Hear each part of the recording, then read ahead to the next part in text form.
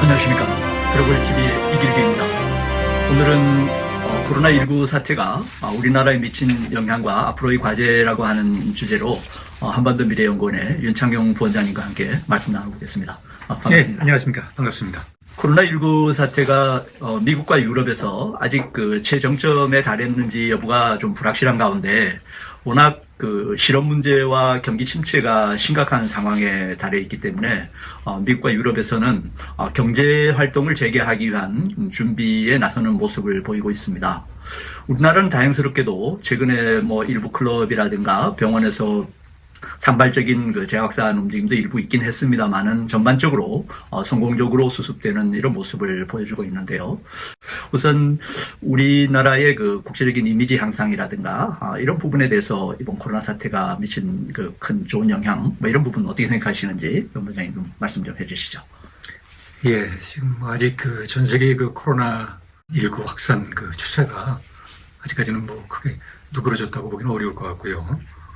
어제 그 통계로 봐도 거의 500만에 육박하는 사람들이 지금 감염자가 발생했고 사망자도 지금 32만 명을 초과한 상태입니다. 그래도 우리나라는 초기에 여러 가지 어려움이 있었지만 그래도 이를 잘 극복하고 안정적으로 좀 바이러스 확산을 통제함으로써 국제사회에서 소위 K-방역이라는 얘기를 들을 정도로 좋은 그 방역 성공에 대한 이미지를 얻고 있습니다. 이것이 아마 이번 그 코로나 사태를 겪으면서 커다란 효과라고 그럴까요? 이렇게 얘기할 수 있겠는데요. 어쨌든 첫 번째는 그 어떤 의료적으로 대한민국이 굉장한 선진국이다 하는 이미지를 심어줬는 것은 확실한 것 같습니다.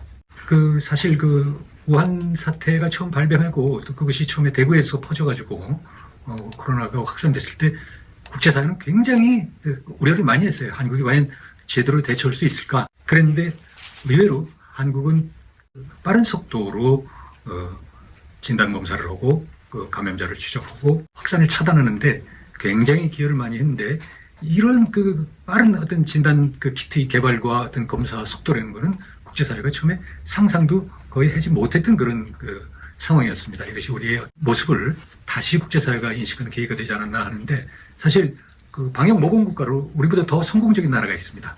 대만이나 베트남이나 뉴질랜드 같은 나라는 더 적은 확진자와 더 적은 사망자를 냈습니다. 그렇지만 이 나라들은 처음부터 아예 국경을 봉쇄하고 그다음에 국내적으로 굉장히 활동을 통제하는 그런 방역 조치를 취해 나갔던 반면에 우리는 국제사회의 문을 완전히 닫지도 않으면서 또 국내적으로 봉쇄도 취하지 않으면서 이루어진 성과라는 점에서 국제사회가 더 높이 평가하고 있는 것 같습니다. 네, 정말 우리나라가 어떻게 보면 국경 봉쇄를 하지 않으면서 의료적으로 이것을 효과적으로 잘 대응했다라고 하는 점에서 또는 의료 기술의 선진국이라고 하는 이미지를 얻은 게 굉장히 성과다 이런 말씀을 해주셨는데요. 이것은 우리가 미래 산업을 육성하는 데 있어서 바이오라든가 생명공학 이런 분야에 우리가 선도적인 역할을 하는 데 있어서도 중요한 계기를 마련할 수 있지 않을까 이런 생각을 하면서 굉장히 기대가 되는데요. 예. 그 다음엔 어떤 점이 또 우리 성과라고 할 수 있을까요? 지금 바이러스가 가장 확산된 나라들이 보면 세계에서 가장 선진국이라고 불리던 나라들입니다. 미국을 비롯해가지고 유럽의 어떤 선진, 소위 얘기해서 G7 국가들의 나라들이 가장 많이 확진자가 발생했고 가장 많은 사망자가 발생하고 그랬는데 이 나라들이 오히려 한국에 대해서 진단키트를 얻으려고 노력을 하고 국제사회가 거의 모든 나라들이 한국의 진단키트를 사들이려고 노력을 했습니다. 그리고 세계 지도자들이 한국의 성공적인 모습을 보고 앞다투어서 우리 대통령하고 통화를 하고 싶어하고 이러한 어떤 상황을 가져왔던 것이 우리의 의료의 수준을 보여주고 앞으로 바이오 생명공학에 대한 국제사회의 신뢰를 얻는 커다란 계기가 되지 않았나 생각이 들고요. 이것을 앞으로 우리의 어떤 국가 역량으로 다시 발전시키는 노력이 상당히 필요하다 이런 생각이 듭니다. 그리고 우리가 지난 4월 15일 총선이 있었지 않습니까? 그렇죠. 국제사회 전체가 과연 총선을 제대로 치를 수 있을까 하는 시선을 많이 보냈습니다. 그리고 국제사회 자체도 코로나19 사태의 모든 거의 선거는 취소가 됐습니다. 아시다시피 미국의 각 당의 대선 경선도 사실 중단이 됐고 그런 와중에서 우리는 예정대로 그것도 전국 총선이라는 국회의원 선거를 4월 15일 예정대로 치rum으로써 국제사회는 한국의 민주주의에 대한 그런 헌신의 어떤 그런 측면에서 굉장히 높은 평가를 하게 되었고 선거를 치르는 과정에서 우리가 보여준 수칙의 준수라든가 여러 가지 이런 국제사회의 어떤 K 방역에 이은 어떤 K 선거 모델이라는 뭐 이런 얘기가 나올 정도로 국제사회에 어떤 커다란 반향을 불러일으킨 요인이 됐다고 할 수 있겠습니다. 네, 정말 말씀대로 우리나라가 민주주의 제도를 짧은 시간 안에 확실히 정착시킨 대표적인 사례를 이번에 보여줬다 이런 말씀과 함께 우리 국민들이 또 극복하는 과정에서 높은 시민의식을 보여줬다라고 하는 말씀을 해주셨는데요. 저도 이 선진국이 된다고 하는 것이 반드시 국민소득이 높아지는 것만으로는 사실 선진국이 되기 어렵고 시민들의 건전한 의식과 민주주의 제도 이런 것들이 정착이 되어야 비로소 진정한 선진국 대열에 들어간다고 생각하는데 그런 점에서 보더라도 이번 코로나 사태를 계기로 한국이 이제 명실공히 선진국의 그 대열에 들어가는 그런 중요한 계기를 마련하지 않았는가 이렇게 생각을 하게 되네요. 예. 자, 그 다음에 우리 세 번째로 유 본부장님 말씀해 주실 사항 어떤 점이 있겠습니까? 우리 사회가 이번 의료 분야에서의 어떤 그런 선진국의 어떤 이미지, 그 다음에 민주주의에 대한 헌신, 이런 걸 포함해서 전반적으로 우리나라의 국력, 그 중에서도 소프트 파워라는 측면에서의 국력을 상당히 급신장시키는 계기가 되지 않았나 이런 생각이 듭니다. 우선 여러분 아시다시피 하드 파워와 소프트 파워로 우리 국력을 주로 나누어서 생각하는데요. 소프트 파워는 사람들의 마음을 사는 것입니다. 그런 측면에서 소프트 파워에 신장했다고 볼 수 있는데 그동안 사실 우리는 국제사회에 아주 멋진 모습들을 단편적으로 많이 보여줬습니다. 소위 얘기해서 많은 한류 스타를 배출했고 또한 최근에는 방탄소년단이 걸출한 음악인들이 나타나서 전 세계를 열광시키고 있고 또한 한국의 영화도 이제는 오스카상이라든가 아카데미상이라든가 이런 거에 다 거머쥘 정도의 수준 높은 모습을 보여주고 있었는데 이번에 거기에 더해서 코로나19 사태를 극복하는 과정에서 보여준 한국민의 어떤 그런 의식 수준의 높은 그런 정도를 국제사회가 바라보게 되면서 한국의 소프트 파워가 굉장히 높아지지 않았나 이런 생각이 듭니다. 많은 나라들이 코로나19 사태를 겪으면서 사재기를 하고 서로 지고 싸우고 그 다음에 문을 걸어 잠그고 하는데 혈안이 돼 있었는데 한국에서는 그런 일이 거의 없이 아주 차분하게 많은 사람들이 협조해가면서 이 어떤 위기 상황을 극복을 했거든요. 이것은 우리가 그동안에 월드컵이나 88 올림픽을 치르면서 얻어졌던 어떤 그 국가 이미지의 어떤 신장하고는 질적으로 다른 새로운 어떤 한국에 대한 이미지를 창출하는 계기가 되지 않았나 이런 생각이 듭니다. 이거를 스페인의 어떤 한 언론은 뭐라고 얘기를 하냐면 대한민국은 총 한 방 쏘지 않고 세계를 점령했다 이렇게 말하게 됐습니다. 예, 정말 듣고 보니까 기쁜 마음이 좀 많이 드는데요. 이걸 한마디로 이야기하면 우리 국민들의 소프트 파워, 문화적인 파워가 높아졌고 이것은 곧 우리 국민들의 자긍심이 높아졌다. 이렇게 이야기할 수 있을 것 같은데요. 근데 제가 최근에 어떤 여론조사를 보니까 코로나 사태 극복을 계기로 우리나라가 선진국이다. 또 대한민국에서 태어난 걸 상당히 자랑스럽게 생각한다. 이런 여론조사 결과가 65% 정도의 그 지지를 얻고 있는 것으로 이렇게 보여집니다. 그런데 이번 코로나 사태를 대응하는 과정에서 정부 정책에 대해서 신뢰할 수 있다라고 하는 답변은 상대적으로 좀 낮아서 한 47.5% 정도 수준에 그치고 있는 걸로 보이는데요. 이 부분에 대해서 원인을 어떻게 생각하시는지 간단히 좀 설명해 주시죠.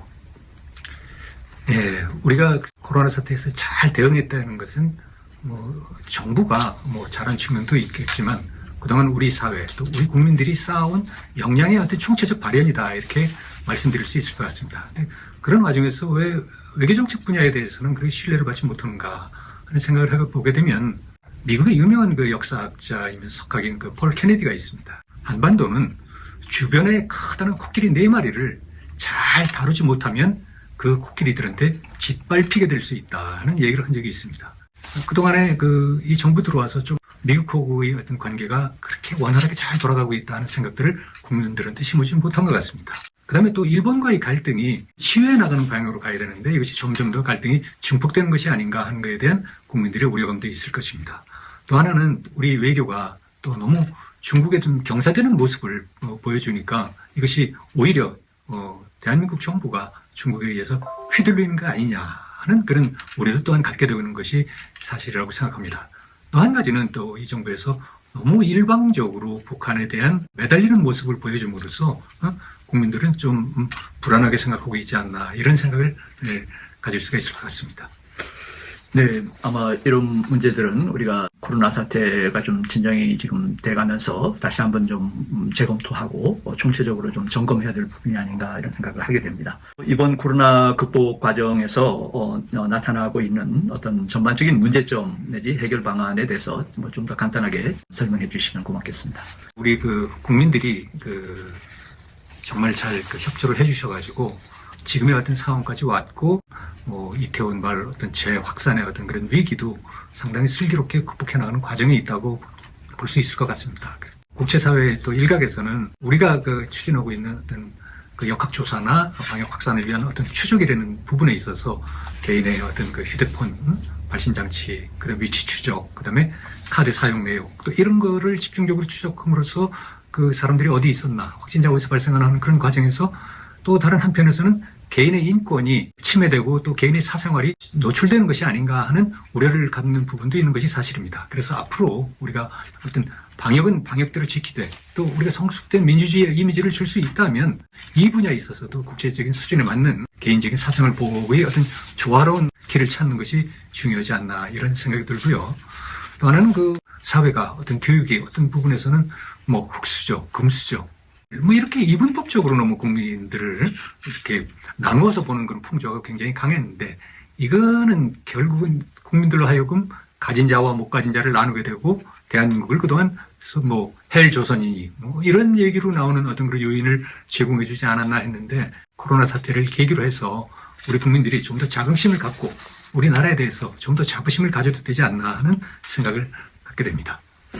네, 감사합니다. 지금 말씀대로 우리가 이런 어려운 난관을 헤쳐가는 과정에서 우리 스스로의 문제점 같은 것도 드러나게 되는 거니까요. 지금 말씀하신 대로 우리 사회에 그동안 이런 가졌던 문제점도 이번 기회에 나타난 문제점을 잘 해결할 수 있도록 노력하는 게 중요하겠다 하는 생각이 들고요. 이제 지금 말씀해 주신 대로 우리 내부의 문제점 이런 거 해결할 사항들도 물론 잘 해결을 해야 되겠습니다만은 오늘 말씀해 주신 우리가 의료 선진국이라고 하는 이미지를 얻고 또 소프트 파워도 보여주고 또 우리 국민들의 시민 의식도 이제 향상된 걸 이제 바탕으로 해서 우리가 앞으로 국제 사회에 있어서 우리가 어떤 역할을 이렇게 추진해 나가고 우리가 어떤 방향을 지향해 나가면 좋은지 그런 부분도 좀 말씀해 주시죠. 아마 우리 역사상 이렇게 대한민국이 높은 평가를 받게 되고 거의 없었지 않았나 이번이 굉장히 처음이 아닌가 이런 생각이 듭니다. 그래서 이걸 앞으로 어떻게 잘 활용해서 우리 대한민국이 지속 발전이 가능한 방향으로 이끌어가기 위해서는 사실 지금 정부의 어떤 노력이 굉장히 중요합니다. 또한 국민들도 국제사회의 시선이 굉장히 높아졌다. 거기에 걸맞는 만큼의 성숙된 시민의식을 가지고 우리만의 문제가 아니라 남의 아픔도 좀 더 돌볼 수 있는 이런 여유를 갖는 성숙된 국민의식이 필요하지 않나 이런 생각이 들고요. 결국은 이 정부 우리가 나아갈 길은 동북아의 한 작은 나라로서의 어떤 위치에 국한해 있을 것이 아니라 국제사회를 선도해간 기존의 어떤 질서나 이런 데서부터 그것을 뛰어넘어서 대한민국이 국제사회의 규범을 창출하고 만들어 나가는 국가로 도약해 나가야 될 것이고 또 하나는 앞으로 백신이나 치료제를 만드는데 국제사회의 어떤 주도권을 누가 장악하느냐 이런 문제로 귀결될 가능성이 굉장히 높습니다. 그렇기 때문에 정부도 또 산업계와 어떤 연구계, 학계 다 열심히 합쳐서 하루빨리 우리가 백신이나 치료제를 만드는데 국제사회에 기여하는 노력이 더 필요하고 정부가 이런 분야에서 전적으로 지원해 주는 것이 필요하지 않나 이런 생각이 듭니다. 네, 좋은 말씀해 주셔서 감사드리고요. 오늘 우리나라가 사실 처해 있는 지정학적 위치라든가 역사적 발전 단계로 볼 때도 결국 우리는 국제사회와 세계와 긴밀하게 연결된 그 가운데 우리가 앞으로 미래 전략도 수행해 나가야 되고 국가 발전도 이렇게 나가야 되겠다 이런 생각을 하게 되는데요. 그런 측면에서 볼 때 우리가 세계를 리드할 수 있는 진단 키트 개발과 같은 그런 미래 사회를 이끌어갈 수 있는 성과를 우리가 또 착안해서 우리 정부가 우리 국민들과 함께 이런 분야에 더욱 노력을 많이 해야 되겠다 이런 생각을 하게 됩니다. 오늘 좋은 말씀 감사드리고 또 다음 기회에 또 뵐 수 있기를 바라겠습니다. 오늘 말씀 감사합니다. 네, 감사합니다. 네.